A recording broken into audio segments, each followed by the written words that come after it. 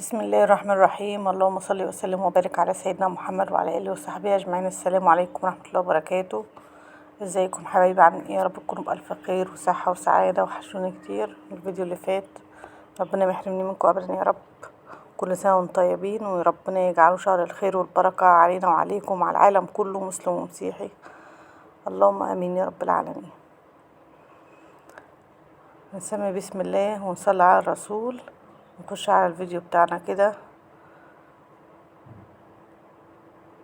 بس قبل ما تخشوا بقى وتكملوا معانا الفيديو، ويا ريت تكملوا معانا الفيديو، ما تنساش في اللايك الجميل بتاعكم ودعوة حلوة من قلبكم والتعليقات بتاعكم الجميلة. ربنا ما يحرمني منكم ابدا يا رب، ولا من لايكاتكم ولا تعليقاتكم ولا دعواتكم الجميلة. كتروا كده من التعليقات والدعوات الجميلة بجد. يعني بصراحة لما بشوف التعليقات بتاعتكم بتدوني طاقة اكتر وحماس اكتر ونشاط اكتر. ما شاء الله عليكم، ربنا يبارك فيكم يا رب ويحفظكم. التعليقات بتاعتكم بصوا زي العسل، وكلامكم جميل وكلامكم يريح كده ويشجع ويدي طاقة. ربنا ما يحرمني منكم ابدا يا رب، ويا رب دايما كده معايا وانا معاكم، وان شاء الله نكبر سوا مع بعض. النهارده هنعمل ايه في الفيديو بتاعنا؟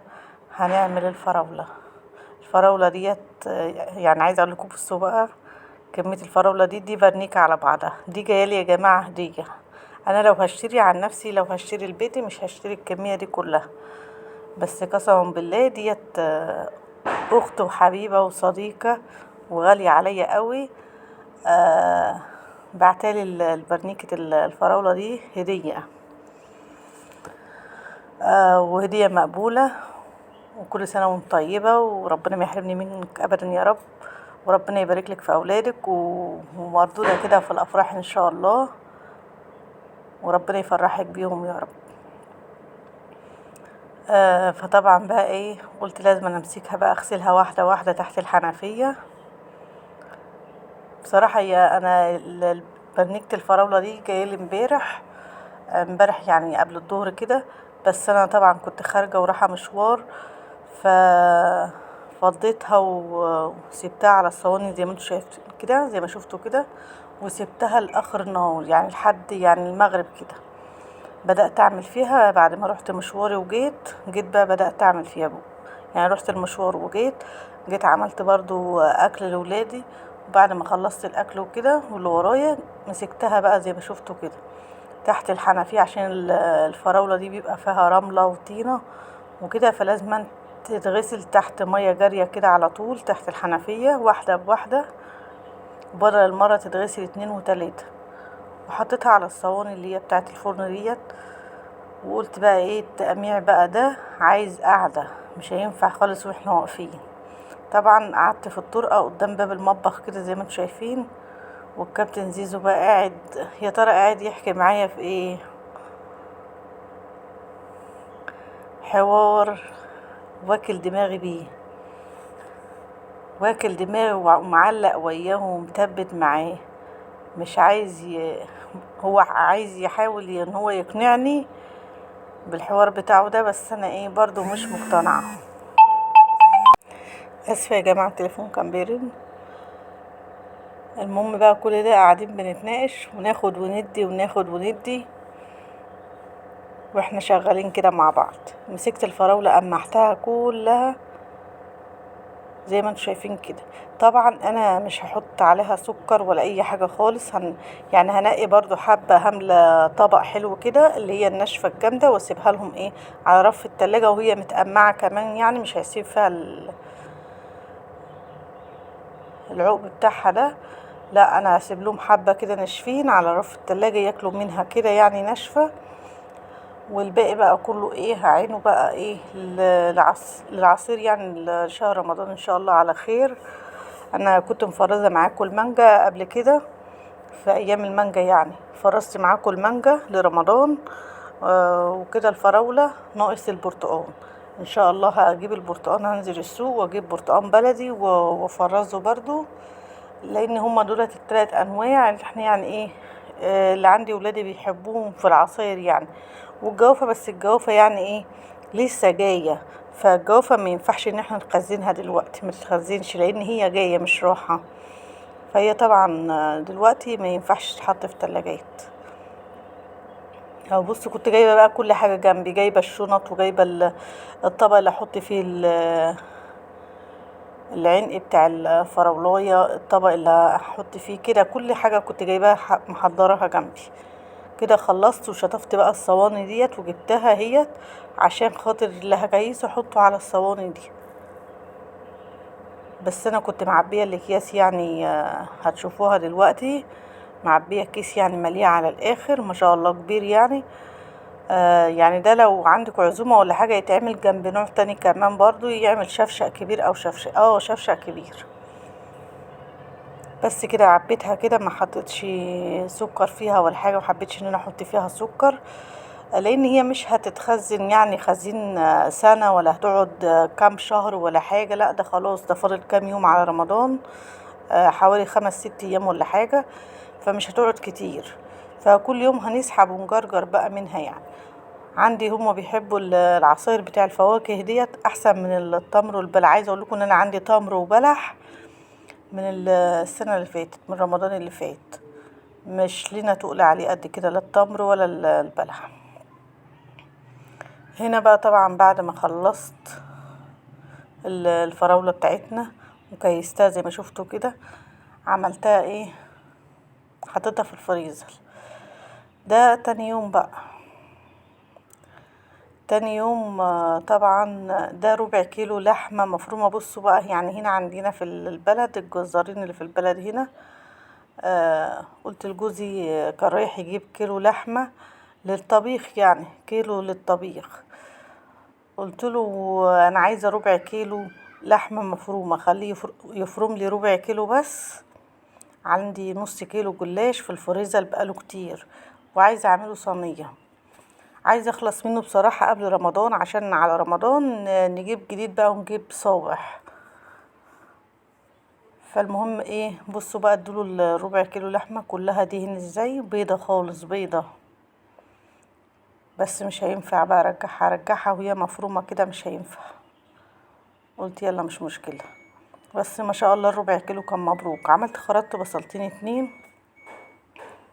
وهي كانت لسه جايه طازه. اللهم صل وسلم وبارك عليك يا حبيبي يا رسول الله. صلوا على الحبيب المصطفى كده، واللي ما حطش لايك يضغط لايك، واللي ما اشتركش في القناه واول مره يزورني اهلا وسهلا بيكم، نورتوني وشرفتوني وجودكم على راسي من فوق. يا ريت تشتركوا في القناه وتفعلوا زر الجرس عشان يوصلكم كل جديد من فيديوهاتي.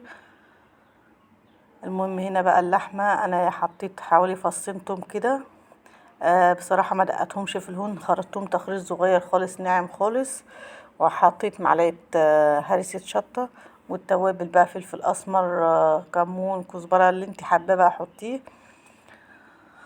اللهم صل على النبي. ولو في معلقه صلصه، انا ما كانش عندي صلصه، لو في معلقه صلصه حطي معلقه صلصه، ومكعب مرقه دجاج، والملح انا حطيت الملح.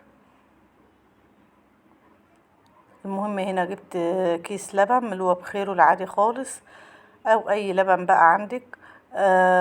المهم ان انا لقيته ايه، اللبن ده دفيته تدفيه بسيطه بس كده على عين البوتاجاز. وجبت ورقه الجلاش كنت خارجاها قبلها بمده يعني تفوق، كانت في الفريزر. الجلاش ده انا كنت جايباه من اللي هو اللي بيتعمل طازه على طول كده، اللي بيجي طازه وفريش كده، بتجيبيه من قلب فرنة، زي فرنة كده بتعمل الكنافة والجلاش والقطايف والعيش الكريب والحاجات دي كلها، والعيش السوري.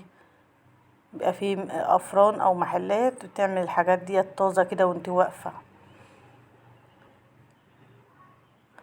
المهم جبت حبه السمنه اهوت، حوالي كوبايه سمنه، بس هي ما خدتهمش كلهم يعني. انا ما حبيتش اكتر سمنه كتير عشان خاطر حته اللحمه كانت كلها دهن، وهتبقى دهن مع سمنه كتير، هتبقى دسمه اوي زياده عن اللزوم. فانا ما كترتش في السمنه يعني. بس هو عايزه اقول لكم ربع كيلو ما شاء الله كان مبروك. وسبت منه كمان يعني حبة حلوين كده لابني يغمسهم بالرغيف كده. لما لقيتها يعني ما شاء الله حلوة وكفت،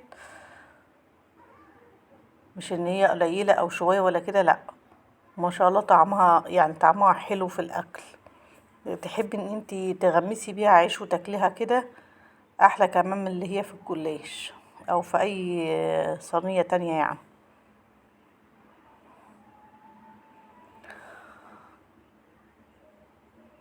هنا انا حطيت نص الجلاش. اكيد يعني كلكم شاطرين وبتعملوا الحاجات ديت في بيوتكم. وبصوا يعني انا مش بعمل الحاجه دي ان انا اعلمكم، لا انا بعمل الحاجه ديت يومي، بوريكم يومي ماشي ازاي. وكمان البنات اللي لسه مبتدئين، في بنات لسه عرايس بيبقوا داخلين لسه جداد المطبخ، فمبيبقوش عارفين اوي في الحاجات ديت. كانوا مثلا بيبقوا متدلعين، ما بيخشوش مطبخ، في امهاتهم مثلا مش بتهتم ان هي تدخلها مطبخ او تعلمها الطبيخ او الاكل والحاجات ديت.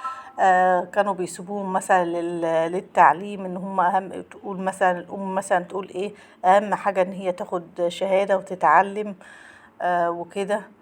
انما لو دخلت المطبخ واتلخمت معايا في الاكل والشرب والحاجات دي مش هتهتم بالدراسة والتعليم. مثلا في امهات بتبقى عايزة بناتها ياخدوا شهادة عالية ويخشوا كليات عالية، فبيبقوا ايه حاطين ربكم كله على الشهادة والتعليم. ده حلو مش وحش. طبعا بقى لما بتيجي البنت تتجوز وتيجي تبقى صاحبة بيت بقى وكده، في حاجات زي كده كتير قوي متبقاش عارفاها، فطبعا بيخشوا يبحثوا على اليوتيوب وعلى الفيس، ويخشوا يبحثوا على القنوات اي اكلة بقى هي حباها او عايزة تعملها او عايزة تتعلمها. بتبحث وتجيب الطريقة وتخش. فاحنا بنعمل الحاجة دي عشان خاطر البنات اللي لسه مبتدئين زي كده، اللي لسه سنة اولى مطبخ، سنة اولى جواز، على رأي حلمية داوود العسل. اللي متابعها بقى يقول لي انا متابعاها وبحبها وبحب اتفرج عليها بصراحة، مش بفوت لها ولا فيديو يوميا. المهم لقيت الكيس اللبن هيبقى كتير. بصوا بقى يعني قبل ما تحطي اي حاجة في اللبن شوفي المقدار بتاعك يعني نظريا كده. لقيت اللبن هيبقى كتير، رحت جايبه المج قبل ما احط فيه لا ملح ولا بيكنج باودر ولا سمنه ولا اي حاجه خالص، رحت ناقصه مج، ملو المج زي ما شفتوا كده. قلت خساره نبقى نعمل بيه اي حاجه او اسخنه لاي عيل من العيال يشربوه كده. وما شاء الله شويه اللبن اللي انا يعني سبتهم ما احتاجتهمش، يعني اللي انا شلتهم في المج ما احتاجتهمش، شلتهم يعني عينتهم وكده. ودي كده كانت صينيه الجلاش بتاعتنا اهي. شكلها انا اللي حبيت ان انا اخليها تبقى لونها احمر قوي كده عشان تبقى مقرمشه من بره. هي مقرمشه من بره وطريه ومورقه من جوه وجميله، وعايزه اقول لكم اللحمه فيها كتير وطعمها تحفه. بس كده ده كان الفيديو بتاع النهارده، يا رب يكون عجبكم، يا رب تكونوا استفدتوا منه. وده كان يوم النهارده، يعني يعتبر الفيديو ده على يومين عشان ما اكدبش عليكم. يعني امبارح كانت الفراولة والنهارده الجلاش. بوريكم شكل اللحمة جوه في قلبها قد ايه، يعني ما هياش شوية ولا حاجة. بس كده اشوفكم على خير بقى ان شاء الله في فيديو جديد. يا احلى اخوات في الدنيا، متنسونيش بقى بدعوة حلوة من قلبكم وتعليق حلو، كتروا من التعليقات والدعوات. ربنا يبارك فيكم يا رب، ما تحرمش منكم ابدا. وكل سنة وانتم طيبين ورمضان كريم عليكم وعلى كل اسرتكم واخواتكم وحبايبكم. واشوفكم على خير في فيديو جديد. مع الف سلامة يا احلى اخوات في الدنيا، مع السلامة.